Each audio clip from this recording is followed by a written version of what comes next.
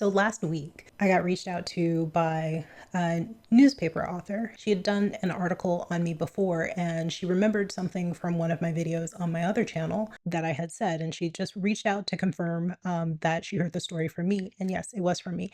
It's the story about me and my relationship with 9/11. In Spanish, I believe it's considered 11S. So back in the day, I was a flight attendant for United Airlines. I was based out of Boston, and Boston was such a particularly special base. It was a very small base, about 600 of us. And me being a flight attendant, I was almost at my fourth year. I was able to hold a line.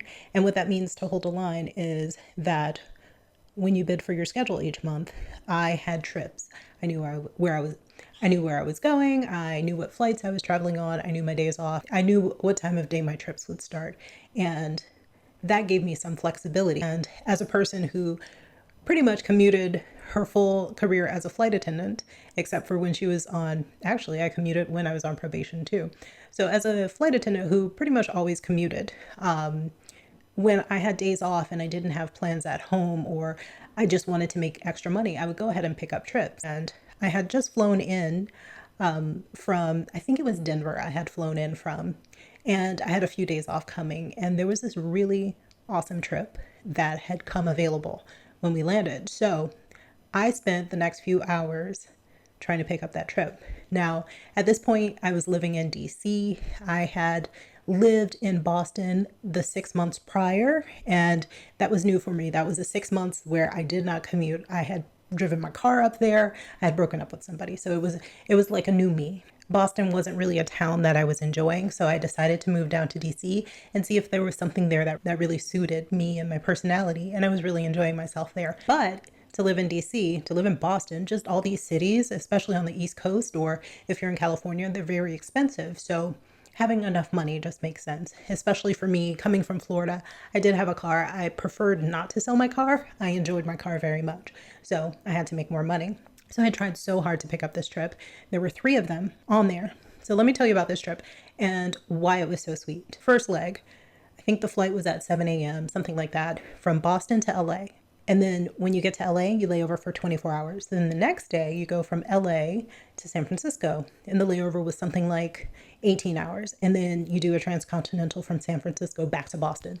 The trip was so easy, so sweet. And the way it was built in a way that you got paid for more work than you actually did. As flight attendants, the way you get paid is once the plane pushes back from the gate, that's when you start making your hourly pay.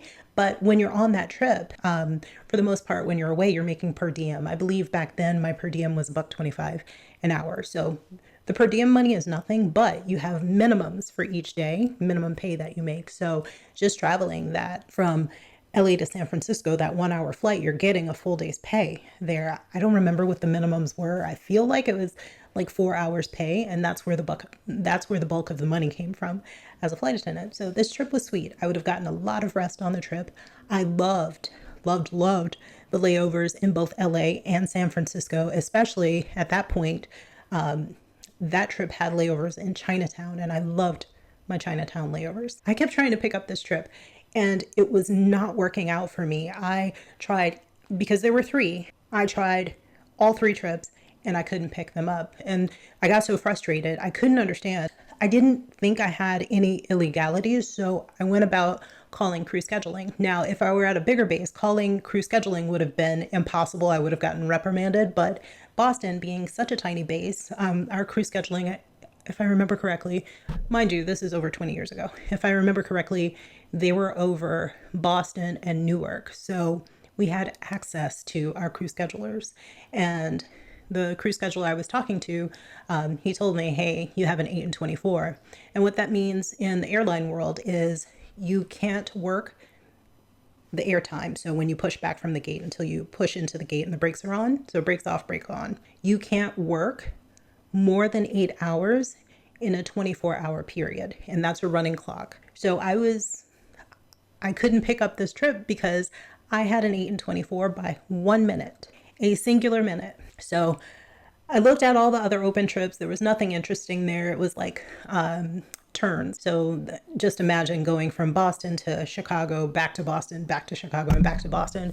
not what I'm looking for. I think there was also a Denver one where I could do Denver and back, but I don't think I was legal for that. I wouldn't want it anyway. I mean, a 4 hour there, 3.5 hour back, it's disgusting. Anyway, so because I couldn't pick up any trips that I wanted, I decided to just hop on the next flight and head down to DC. Those flights were hourly. So went home.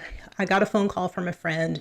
They had a friend who runs a temp agency and they were looking for some help. So I planned for myself the next day to go into the city and talk to them and discuss the different opportunities and figure out if there's anything that would suit me that would help them as well. So the next morning I get up, I go, it's right on Pennsylvania Avenue, the office that I'm going to. So I'm sitting in the waiting room and all of a sudden everybody leaves. And me, I'm like, what is going on? So I get up, I walk over, I say, what's going on? There are planes going into the World Trade Center. Excuse me. Okay, we're all going home. Everybody leaves the office. They're evacuating the area because we're just blocks from the White House. I hop on the train to head back home. It was such a surreal experience that day to head home on that train in DC. There was so much authority present there. I can't imagine what DC feels like right now. But when I got home, the first thing I did was get on my computer because I knew that the plane that I saw on the television was a United Airlines plane. And the plane that I saw was a 767. And the trip that I tried to pick up the day before was a 767 trip. And I go into the computer and I start checking flights out of Boston to see what's going on. And I can check every flight except for one. And that is the flight on that trip that I tried to pick up. So that trip I tried to pick up, that is the flight that we see whenever we see the footage of the plane and the towers. And looking back on it, there were a lot of people who struggled with and still struggle with what happened. All the flight attendants who called out sick for that flight, those are 3 flight attendants who were supposed to work that trip. Imagine the guilt they felt. And for me, just the relief that I felt for not being able to pick up that trip.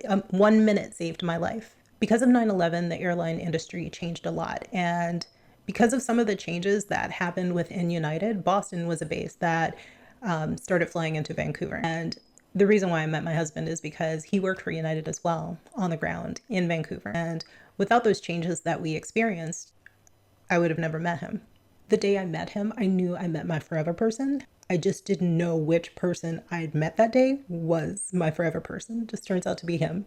He's the first person I had met that day, and he's the last person I went on a date with. And he was the beginning and the end all at once. Nonetheless, I've linked the article below. Please feel free to read it.